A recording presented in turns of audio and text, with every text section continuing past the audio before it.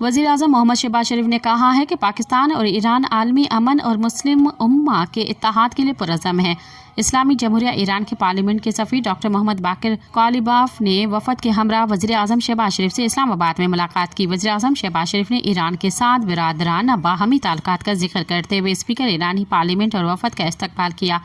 उन्होंने मसाइल के लिए बातचीत और सिफारतकारी जैसे पुरअमन तरीक़ों पर दोनों ममालिक के गैर मुतज़लज़ल अज़म का अहादा किया।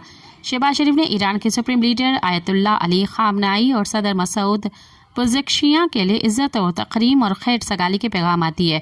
वज़ीर आज़म ने कहा कि दोनों ममालिक रियासती दहशतगर्दी और ख़ुद मुख्तियार ममालिक के ख़िलाफ़ बिला इश्तियाल हमलों की शदीद मज़म्मत करते हैं।